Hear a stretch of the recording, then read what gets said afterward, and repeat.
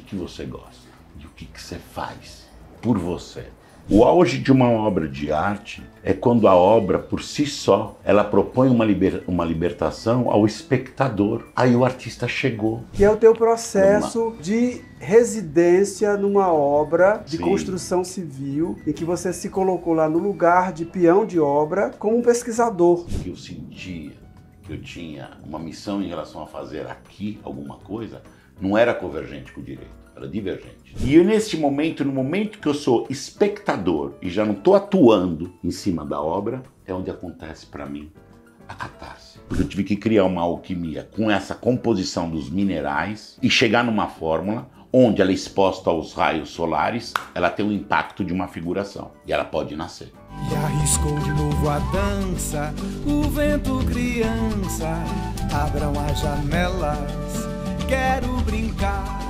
Olá, eu sou Zé Guilherme e você está aqui no Entre Meios comigo. Entre Meios, o canal do YouTube de entrevista, o seu canal de entrevistas. Toda quarta-feira com um vídeo novo, um convidado ou convidada nova e temas variados. Já que você chegou até aqui, eu vou te convidar para se inscrever no canal, curtir, comentar, clicar no sininho para receber as novidades em primeira mão. Hoje eu tenho um convidado muito especial aqui, mas antes eu quero dar um alerta para vocês. Vocês estão ouvindo uma barulheira aí de percussão, é que nós estamos no espaço e aqui do lado está tendo uma reforma e por mais que a gente tente, a gente não consegue eliminar a batida. Espero que não atrapalhe muito, mas a gente vai lidar com ela na boa. Hoje eu tenho um convidado muito especial para conversar comigo, para bater um papo sobre o trabalho dele. Ele é paulista do Bom Retiro, artista visual, um alquimista das cores e dos materiais e dos minerais. Tem um trabalho muito bacana que lida com a questão das cores, a interferência da temperatura nas obras que ele constrói. E ele é um doce furacão de pessoa. Eu estou falando de Fábio Benetti, que está aqui comigo hoje para bater esse papo. Fábio, seja muito bem-vindo. Muito obrigado. É um prazer recebê-lo. Prazer todo meu. Sinta-se em casa, a sala é sua. Já estou me sentindo com você. É isso daí, Zé. Nasci no Bom Retiro, no século passado. Daí do Bom Retiro eu fiz uma galgada, um ramo totalmente adverso do meu, ramo burocrático, jurídico. E daí do Bom Retiro saí do advogado também e virei um criativo, viver com as coisas. Fábio era advogado, tinha um grande escritório, uma carreira bem sucedida, advogado tributarista, carreira muito bem sucedida. Em determinado momento ele entendeu que esse não era o seu lugar. E aí partiu para um outro lugar, que é o lugar de artista visual, mas para fazer essa transição ele precisou se dar conta desse lugar que não era muito confortável. Você me contou num bate-papo rápido que você teve um processo para fazer essa mudança. Sim. Pode falar um pouco pra gente sobre isso? Lógico. A gente, Zé, às vezes muda pela dor, não pela vontade, pela opção de mudar. E eu estava no auge, mais ou menos meados dos meus 36, 37 anos de idade, advogando com mais de 80 colaboradores, trabalhando para multinacional, trabalhando com due diligência, executando a parte jurídica tributária. E muito bem, obrigado, coisa muito bem materialmente. Só que daí desperta uma coisa muito louca que bate na porta e fala, cheguei. A depressão, os porquês, o fator existencial. Por que estou aqui e para que me serve isso? E bateu muito forte. Bateu muito forte, adoeci, fiquei à base de psicotrópicos. E um dia a psiquiatra chegou para mim e falou assim, Fábio, ela abriu um gavetão de ferro e falou, Fábio, tá vendo essas pastas aqui? São de cirurgiões médicos. E o cirurgião, quando ele treme, ele é obrigado a largar a profissão. E eu acho que você tremeu. O que você gosta? E o que você faz por você? Não só pelo job, não só pela materialidade de fazer, né? Processo antigo, né? Pai, família antiga, tradicional italiana, fazer, o labore, né? Digna o homem, né? Independente da escolha ou da vontade. A escravidão de você ser o que uma sociedade quer que você seja, uma família quer que você seja. Século passado, não vamos esquecer, né? A liberdade era limitada. E aí me envolvi com esse processo que ela me falou que tremia, comecei a refletir. Um belo dia eu falei, vou vender tudo e vou me jogar no meu hobby, que era pintar. Gostava de mexer com materialidade, com formas, criação, criatividade, que era pintar. E comecei. Isso já faz mais de 10 anos. E depois que eu comecei a pintar, larguei todos os psicotrópicos. Né?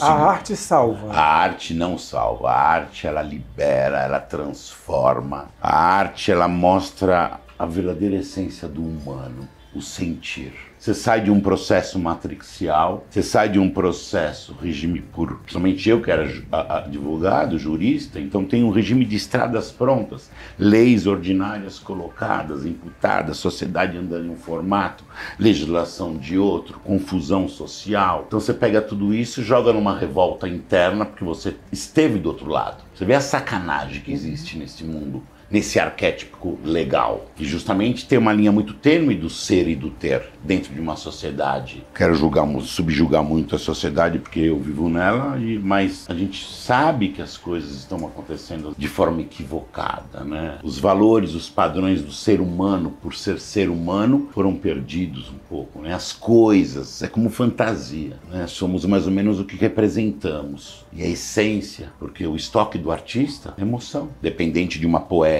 independente de uma pesquisa, independente de qualquer tipo de trabalho que você está fazendo para alguma coisa, no momento da catarse, que você se joga em cima de uma obra, você tem que se liberar. Fernando Pessoa fala uma coisa muito interessante. O auge de uma obra de arte é quando a obra, por si só, ela propõe uma libertação ao espectador. Aí o artista chegou. O espectador, em algum momento, principalmente no meu trabalho, que é um trabalho abstrato, e é dele que eu estou falando, quando alguém sente mais ou menos uma percepção, uma emoção, e às vezes uma troca de ideia, eu percebo que foi um sentimento parecido, para mim é um êxtase. Chegou, a obra chegou. Bateu, né? Bateu, teve essa troca. Fábio, tem uma coisa muito interessante do trabalho que fiquei sabendo porque você me contou, e eu acho que é bacana contar para os nossos espectadores aí, que é o teu processo de residência numa obra de construção civil, em que você se colocou lá no lugar de peão de obra como um pesquisador, até para depois mostrar e contar um pouco das tuas obras. A gente tem algumas imagens aí que a gente vai mostrar dos teus trabalhos, para que as pessoas entendam como é que você chegou ali, porque tem um trabalho de pesquisa muito importante aí, né? Então conta um pouco como foi essa experiência. Conto sim. Foi uma experiência lúdica, foi uma experiência transformadora, foi a melhor residência que eu fiz. Percebi que estava numa residência anos após uma outra residência.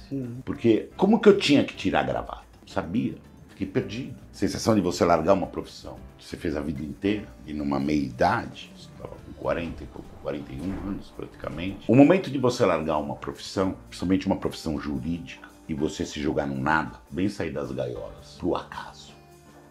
Primeiro, quando eu vendi, fui embora, fui dar um tempo no Oriente, rodei um pouco a Europa, de forma geral, né, em termos de continente, perdido, sem destino pré-determinado. Fiquei quase uns 8, 10 meses perdido para começar a me reconhecer. E no momento de estar disposto de se reconhecer, eu não imaginava, mas é um caminho árduo, é um caminho difícil. Tá mais difícil largando a profissão do que na profissão, porque eu comecei a ver alguns detalhes dentro de mim, de repente tempo perdido por um aspecto, porque o que eu fazia e o que eu pensava, o que eu sentia, que eu tinha uma missão em relação a fazer aqui alguma coisa, não era convergente com o direito, era divergente. Então você entra num buraco, tem um gap aí de, puta, perdi tanto tempo fazendo uma coisa, fazia por um aspecto matricial. O sistema acha legal, você ganha dinheiro, tem funcionário, tá tudo perfeito. Mas e você? E aí vem a aventura da possibilidade de, numa obra de construção civil, eu começar a pertencer a ela, e uma hora eu estava sendo, acho que, servente de pedreiro, vivenciando aquilo de verdade. Uma outra sociedade, uma outra comunidade. De manhã, às vezes o cara comendo uma salsicha crua, tomando uma cachaça. E você se jogar de verdade naquela sensação.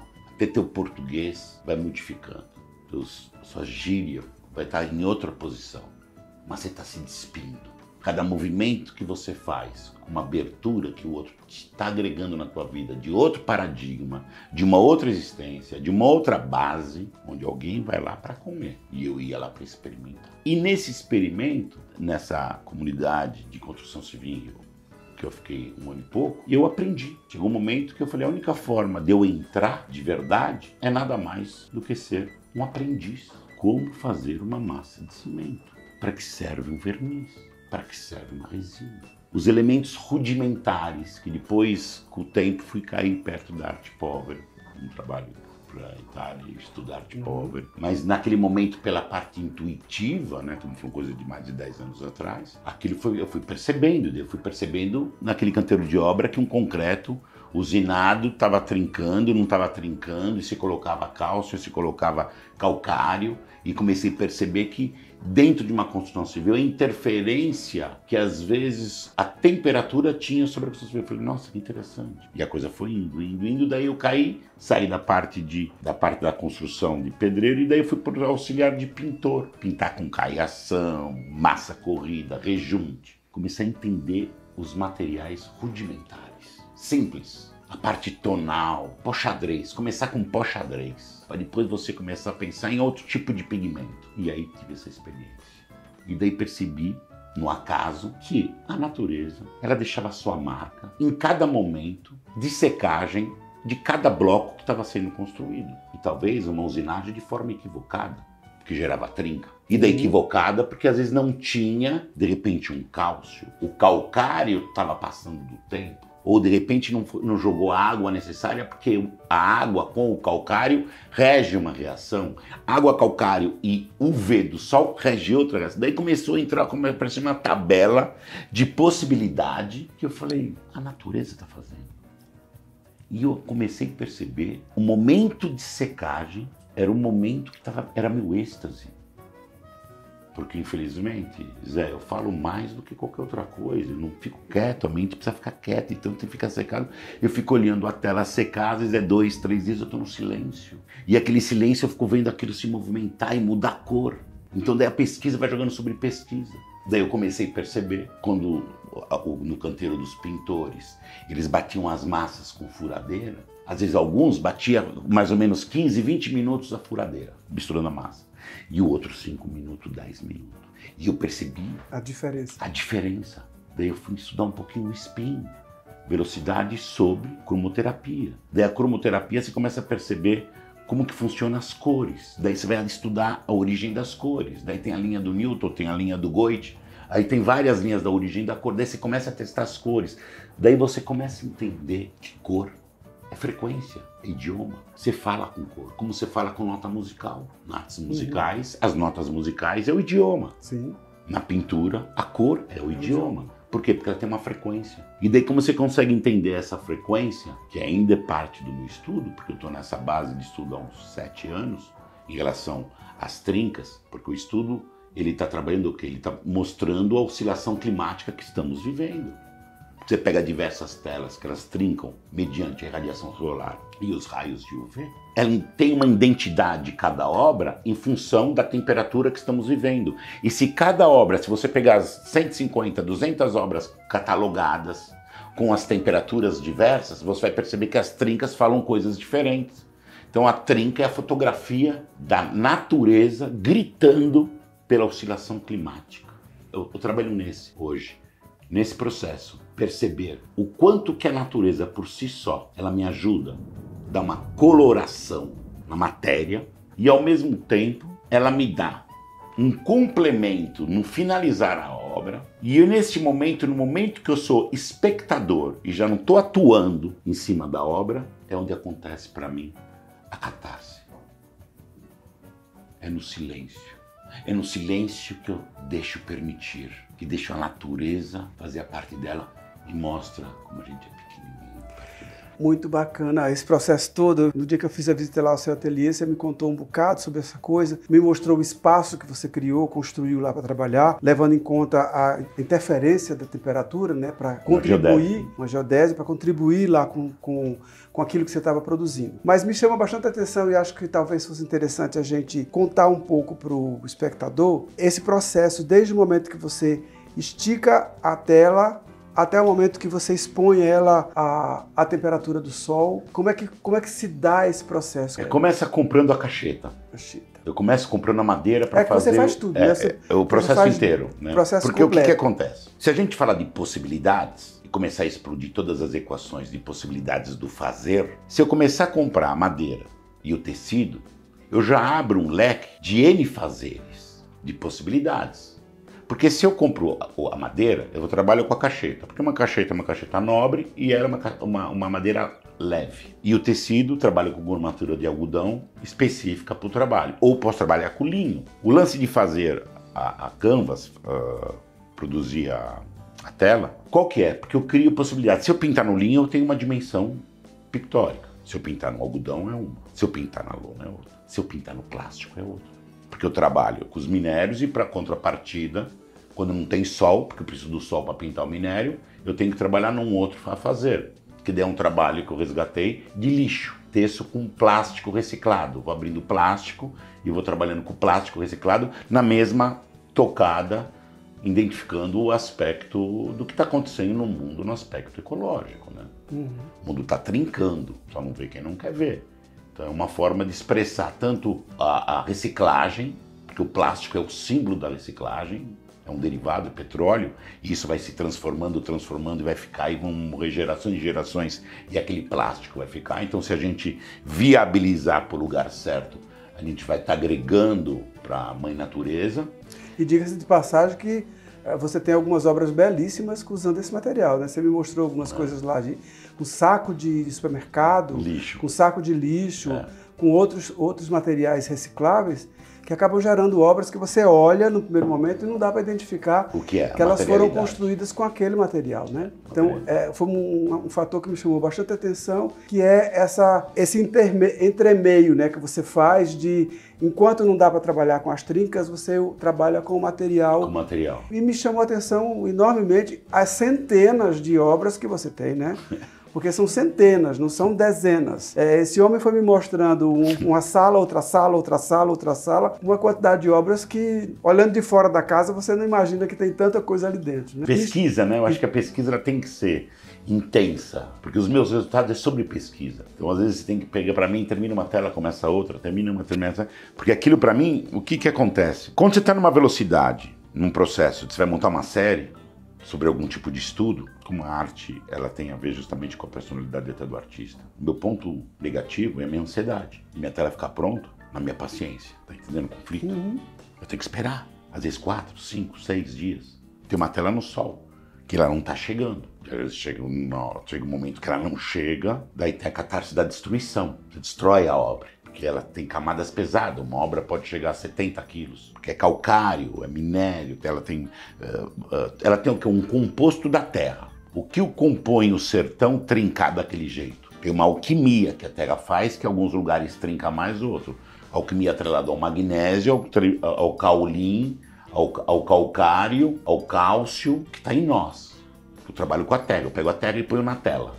Aquela reação da terra na tela mediante o sol reage como de repente o sertão tem que reagir. Só que se eu coloco em várias temperaturas, eu tiro fotografias específicas. E no processo do plástico é o invertido. Aqui eu dou possibilidade onde os materiais rudimentares eles podem ser valorizados no tocante do gestual e no tocante da pesquisa, para mim e para o espectador, para a gente poder dialogar. E o outro é inverso.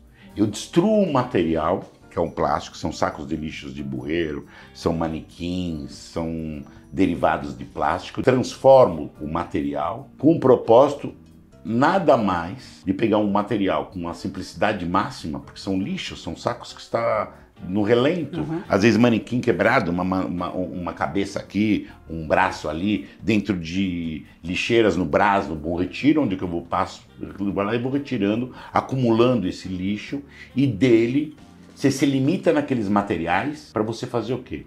Para aguçar sua própria criatividade. Então, um trabalho de plástico que tem uma consequência de comunicação também ambiental em relação às reciclagens, ela é a força propulsora dos minérios.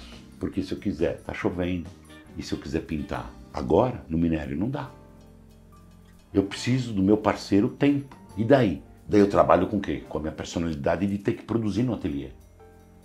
Daí foi o viés que eu entrei nesse trabalho com resíduos, com plástico, portão velho, aproveitar os resíduos e transformar.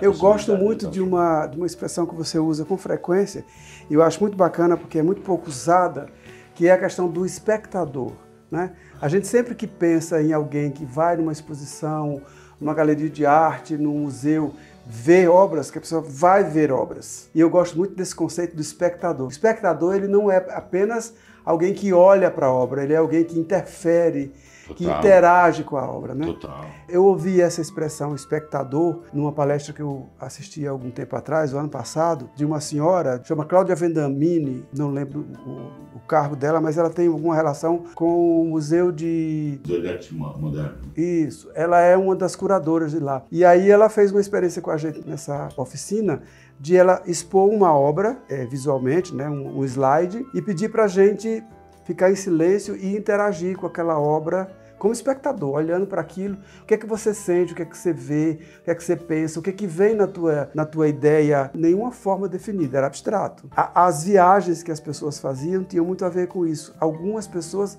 se colocavam no lugar do espectador, outras se colocavam no lugar de avaliador, semicrítico, né? Dizer, a cor não é muito bacana, a cor é chocante, não sei, enquanto outros entravam, eu sinto a sensação de uma paisagem árida, com o sol batendo, quer dizer, essa coisa do espectador da obra de arte é uma riqueza. Então, Fábio, enquanto a gente está conversando, a gente está mostrando algumas imagens que eu fiz lá no ateliê no dia da visita, inclusive que mostram detalhes dessa questão das obras que você tem, que são táteis, ou seja, quase todas, né? Elas propõem um toque, eu inclusive experimentei esse toque. Tem algumas com alto relevo, tem algumas com relevo só da textura das trincas. E é bastante interessante porque você me propôs que eu fechasse os olhos e tocasse a tela, e a tela conversa com a gente naquele toque, né? E outra questão que eu queria apontar é que a gente tem uma tendência muito grande a ouvir as pessoas dizerem assim, você gosta de pintura? Aí a pessoa diz, não, eu não entendo nada. Mas não é para entender, né? É para sentir.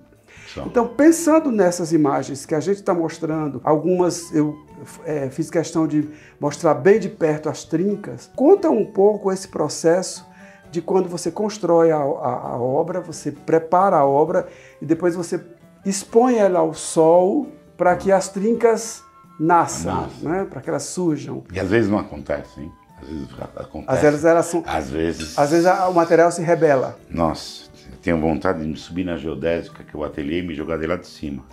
Eu entro numa revolta, me sinto incompetente, me sinto falho, me sinto que eu Mas aí é o parceiro que não colabora. É o tempo, mas o tempo, ele vira uma crítica a você com você mesmo, porque você está vendo a obra, você tem uma expectativa, porque você tem uma alquimia na mão. Se a gente entrar em aspecto subjetivo do trabalho, a gente vai para um outro lugar. Daí eu vou entrar muito num lugar muito particular meu, que não quero interferir na obra, porque daí eu estou interferindo no espectador. E para mim, o espectador, se ele sentir por ele e ele conseguir sentir algo verdadeiro quando ele sente aquilo, para mim aquilo tem mais força do que eu contaminar ele. Não quero dirigir ele. A arte libera, não precisa ir muito longe. Eu vou te falar dos processos. Mas quando você faz uma música, eu já escutei músicas gregas, já escutei músicas turcas, já escutei músicas russas, já escutei músicas francesas, e aí vai, maravilhosas, eu não entendo o idioma. Então o que eu tô fazendo? Sou banana, sou um bobo, usando uma coisa, como eu falo assim, tô vendo isso aqui, é preto, é amarelo, não é verde. Não, não é. Eu tô escutando aquela música, mas ela tá transmitindo alguma coisa que eu não sei, que mexe com o meu emocional. Porque a arte visual é igual. Eu às vezes posso ser ignorante sobre o trabalho que está sendo exposto, mas mexe comigo de alguma coisa. E se aquilo mexe comigo de alguma coisa, pronto, está o entendimento verdadeiro do espectador. E quando eu faço o processo, item a item, porque aquilo tem camadas. Você joga primeiro uma tinta, depois você faz uma alquimia numa velocidade com batedeiras. Daí você joga uma cor. Então, eu jogo uma cor. Eu fiz um trabalho agora há pouco, uma série sobre Goethe, então eu trabalhei uma cor com cinza. E o trabalho, eu trabalhei com o quê? Com as 7 cores dos 7 chakras, aleatoriamente. Sem nenhum tipo de aspecto místico, sem aspecto energético. Não estou pensando nisso, estou pensando em cores com potências de frequência. Porque os 7 chakras são frequências diferentes. E tem uma base disciplinar que fala sobre esse tipo de frequência de cores. Então, na mecânica quântica, as cores não são as primárias, é o azul, verde e vermelho. Já na conservadora, As três é o vermelho, o azul e o amarelo. Então são grades diferentes. E como compor isso? Por velocidade. Então dentro do ateliê eu tenho várias batedeiras, cada uma com uma velocidade diferente. Então eu ponho a mesma alquimia criada, porque eu tive que criar uma alquimia com essa composição dos minerais e chegar numa fórmula onde ela é exposta aos raios solares, ela tem um impacto de uma figuração e ela pode nascer. Só que o que acontece? Você põe as mesmas pigmentações dentro dessas batedeiras, você faz um vermelho. Então eu ponho na batedeira 1, 2, 3, 4 e 5. São 5 batedeiras.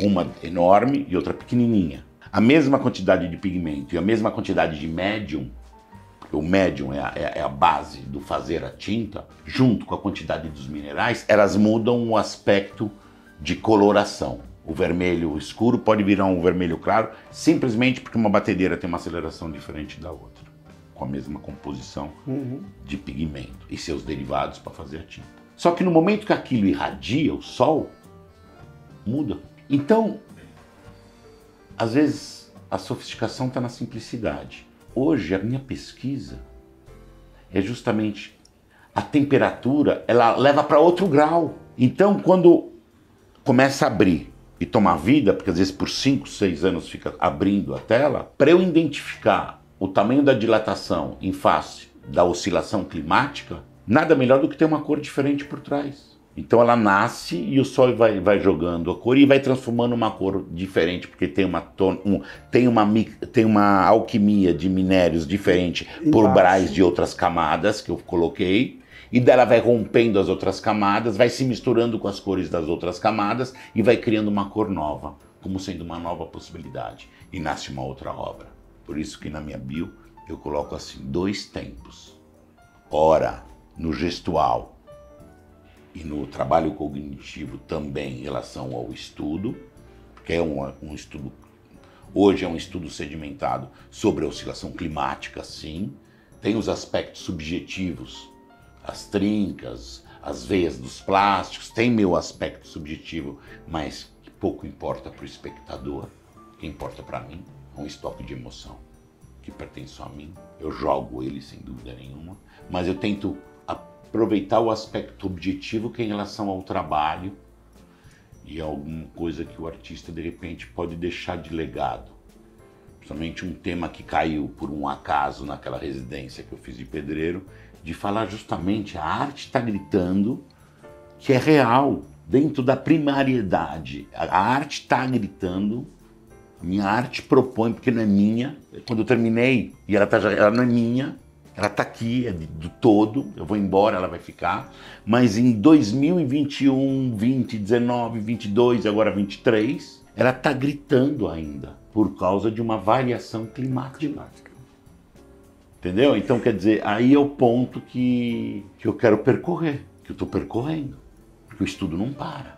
E aí é interessante esclarecer que as pessoas podem ficar com a impressão de que, bom, mas se a obra, se ela vai trincando, se as trincas vão aparecendo, se as cores vão surgindo, ela não está seca? Não, ela está seca, né? Mas a temperatura é que faz com que emerjam outras camadas por entre aquelas trincas, né? Então, é muito interessante o trabalho, eu fiquei bem impressionado. Se alguém tivesse me contado isso teoricamente antes, eu teria ficado com essa curiosidade. Ué, mas se está seco, como é que expande? Como é que continua viva ali, aparecendo? Aquele, né? Canteiro de obra que me ensinou que a variação dos minerais contidos na Terra, eles criam formas. São formas que passam despercebida no dia a dia nosso. Daí eu pego essas formas e evidencio, porque percebo que essas formas são criadas por oscilação de temperatura e onde cai na nossa oscilação climática. Porque eu tenho que deixar a obra tanto no sol como na chuva. Antigamente, você lembra como enchia a laje? Laje, cimento o que é? Cimento é calcário. Concreto o que é? Cimento, areia e pedra. Então vamos falar só do cimento. Você pega o cimento, é um calcário. Se você pega esse cimento e deixa exposto ao tempo, ele empedra e vira pedra novamente, cada vez mais pedra, cada vez mais rigidez. Se você joga água, ele tem uma alquimia por ele por si só. Se você encher a laje, você lembra que tinha que jogar mangueira com água? Por quê? Porque você precisa do atrito. Então eu comecei a perceber que a água e sol e a matéria-prima, que a terra, que é calcário, vem da terra, eles falam por si só. E como evidenciar isso? Como valorar isso e daí perceber com o tempo da pesquisa que ainda a temperatura, os 38 graus irradiando na obra, vai ficar marcado. E vai ficar marcado porque naqueles 4 ou 5 dias de espera, bateu um vento, mudou a oscilação, os raios UV foram alterados, de 11 foi para 9, de 9 foi para 4, então aquilo teve uma queima, porque tem um produto específico para absorver e dar uma queimada na cor. Eu tenho que jogar, às vezes, camadas de uma resina com um tipo de espessura diferente de outra resina, uma mais plástica, outra menos plástica, para quê? Para elas começarem a se mexer e criar um processo tridimensional. Em quê? E o que é aquilo? Aquilo é o material da parede. E como valorizar aquilo e ver a transformação disso daqui. Então aí que é a minha gana, o meu aí desejo. Tá a grande arte. Aí que está o caminho de eu falar, nossa, eu para fazer meu trabalho, para eu poder desenvolver minha obra, eu sou dependente do sol. Gente, vocês devem estar super curiosos, né, com o caráter visual disso que o Fábio está falando, que a gente está falando aqui. E aí eu preciso dar uma informação para vocês que é o seguinte, o ateliê do Fábio está aberto à visitação, basta que você entre lá no Instagram dele e agende por mensagem uma visita para conhecer de perto isso que a gente está falando aqui. São centenas de obras táteis, obras que dá vontade de mastigar, dá vontade de pegar, dá vontade de encostar, dá vontade de acariciar, porque são obras que chamam a gente para perto, todas com essa vibe de construção, que é a construção baseada nos minérios, no processo, nas camadas e na influência da temperatura, fora as obras com material reciclado. Então, se você estiver curioso, entra no Instagram do Fábio, marca uma visita e vai lá. Essa figura acolhedora vai receber vocês e vai mostrar o material que tem lá.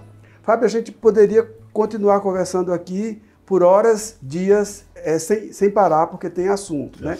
Nós ficamos algumas horas conversando lá na sua casa, se a gente não interrompesse, a gente virava o dia. Vira o dia. Mas eu queria ressaltar algumas questões. Eu queria ressaltar que você é uma pessoa que, com todo esse processo de pesquisa, mesmo essa pesquisa feita no canteiro de obras, você é um cara que foi para fora para fazer outros tipos de pesquisa e estudos. Você é premiado em vários países, na Itália de modo especial, já fez exposições tanto no Brasil como no exterior. Então é uma pessoa que tem um currículo, né, artístico extremamente vasto. Eu estou sendo redundante aqui, porque você, melhor que eu, sabe disso. E eu fiquei impressionado com a organização. O Fábio tem todas as obras catalogadas com certificado de autenticidade. Então, se você se interessar em comprar uma obra do Fábio, você leva de cara já prontinho o certificado de autenticidade. Então, é uma energia criativa fora do comum, e não só criativa, né? É uma dedicação à arte. Você sabe por quê, Zé? É uma coisa interessante. Porque eu catalogo tudo, escrevo tudo. Escrevo. Inclusive, talvez um dia, quando não estiver mais aqui, os elementos subjetivos do que eu faço e o que eu penso vão estar expostos. Por enquanto, eu não quero contaminar o espectador. Então deixa um dia que eu fechar os olhos, não estiver mais nessa dimensão, estiver numa outra, daí abre. Então, o que eu tenho que fazer isso? Eu fiz um curso na FAP que chama Museologia, muito interessante. E esse curso falou o seguinte, quando você faz alguma coisa para o outro, no aspecto fungível, o artista, uma música, a música, se nós pegarmos uma música de 1930, 1940, tem um arquivo que é a música gravada, então a gente consegue escutar até hoje. E se a gente saber o histórico dessa música, desde o compositor, melodia, etc, etc, você vai ter um discernimento daquela proeza que ele fez naquela época e o que ela consegue repercutir até a presente data. Obra de arte, principalmente artes visuais, você precisa contar história. E é uma forma de você contar a história não só da obra, como sua. Que em algum momento você é casado com a obra. Você pare a obra. Eu não tenho filhos, então cada obra que eu faço, eu estou parindo aquela obra. É uma emoção verdadeira, que às vezes é dolorida. Às vezes você entra em processos muito doloridos dentro de você para conseguir expelir aquela obra. Então você para, então você tem que deixar a história. Então cada obra, quando eu tenho um processo, terminei a obra, ela já tem uma série, já tem uma base do porquê, o histórico, a parte preambular de dar o caminho porque eu fiz aquela série, qual era o objetivo da série, com começo, meio e fim, e todas elas catalogadas. E o que é isso? Eu estou dando o quê? A certidão de nascimento para cada obra. Elas agora têm vida, independente de mim. Porque como às vezes, para fazer a obra, eu sou coadjuvante, e o clima é o autor principal, não é justo que eu não conte o contexto, temperatura, oscilação climática. Eu vou embora, eu vou embora. Agora as madeiras que eu compro, que é uma boa cacheta, vão durar. A canvas vai durar. E deixa, de repente, daqui uns 20, 30 anos, se o ser humano não olhar como está trincando o mundo, aí, de repente, vamos falar, olha lá, em 2000, o cara falava de trinca, e o mundo está cada vez trincando cada vez mais. Daí, a obra, ela começa a falar por si só. Ela tem vida própria, ela comunica por ela. Daí passa a ser uma comunicação verdadeira, porque quando você observa alguma coisa, escuta uma música, observa alguma coisa que te toca, o primeiro insight é o verdadeiro. Pode perceber. Vê a paixão. Você se apaixona por alguma coisa, o ser humano se apaixonando pelo ser humano. Você bate, é o cheiro, você ficou contaminado. Você sente a essência humana, você sente seu sentimento borbulhar. Quando você põe uma música, você começa a chorar. Você fala, vale a pena ser humano. Você sai desse aspecto matrixial, dessa coisa de tem que ser desse jeito, a sociedade julga desse jeito, as pessoas pensam desse jeito, não, você é o que você é e você sente o que você é, pela liberdade de sentir. Não importa o que o outro pensa de você. O mais importante é você satisfazer com a jornada de vida, com o que você é. Porque nunca vai dar para o outro ser o que você é, e nem você ser o que o outro é. E o ser humano, ele fica perdendo tempo, que o que o outro é. Eu acho que a gente pode aplicar esse raciocínio à própria obra de arte. Uma obra de arte justamente. Nunca vai ser igual a outra, nunca vai ser a outra. Cada uma tem a sua singularidade. Fantástico, Zé, você chegou no ponto. Eu ia chegar nesse ponto, porque cada obra tem a sua singularidade. Porque aquele momento que ela secou e que ela foi pintada, a emoção que ela recebeu, é única. É único. É Fábio, no momento você tem alguma exposição em cartaz que esteja correndo? Eu fiz uma agora, o Tato, e tem um projeto para acontecer na Coreia, mais para o final do ano, que eu estou esperando alguns detalhes. E eu estou também começando uma nova série. Eu agora estou mais preocupado em terminar a série para expor ela com mais convicção do que eu estou fazendo, né? Eu acho que agora eu estou num time de menos exposição e trabalhar mais. A gente vai qualificando o trabalho, o projeto, né? De todo modo, as pessoas, para saberem de acontecimento de alguma exposição sua, tanto lá no Instagram, né? Você está sempre publicando. Isso. Eu tenho acompanhado bastante. Benete. F de Fábio, A de Amor, B de Benete, depois Benete. FAB Benete. Meu Instagram está lá e eu estou pondo sempre o que está acontecendo. Eu tenho visto recentemente, com bastante frequência, você postando as finalizações de telas, etc e tal. Fábio, se o tempo não fosse limitado, a gente ficaria aqui horas, dias conversando, e eu espero que a gente tenha a oportunidade de outros papos em outros momentos, quando você estiver com séries prontas, com exposições agendadas. Eu espero que eu tenha também a oportunidade de outras visitas ao ateliê, para ver as novidades. Aliás, eu não vi nem 1/10 do que tem lá, né? Porque é muita coisa. Durante nosso papo aqui, a gente mostrou algumas imagens do seu trabalho, mostrei também algumas imagens da sua geodésia, você me mostrando lá as tintas, etc. Tal. A gente vai contar com a curiosidade do espectador aí, de ir lá no teu Instagram, cutucar, futucar, stalkear. E vem brincar de arte. E vem brincar de arte. Vem brincar de arte, porque a arte muda. A arte varre essas grosserias que tem no mundo. Pois é. Um prazer enorme te receber. Prazer todo meu, Fico Zé. muito feliz pela tua disponibilidade. Muito obrigado pela oportunidade e espero que a gente volte a conversar muitas outras vezes. Estamos no mundo para trocar. Não é isso? É isso. Beijo grande para todos. Valeu. Valeu. Essa foi mais uma entrevista aqui no seu canal Entre Meios. Toda quarta-feira com uma entrevista nova, convidado novo, novas temáticas. E aí, já que você está aqui, se inscreve no canal, curte, comenta, clica no sininho para receber as novidades com antecedência. Toda semana, quarta-feira, temos novidades. Vem com a gente. Mas enquanto a noite é densa e o dia escuridão, se apega à tua crença, cuida do teu coração, porque o hoje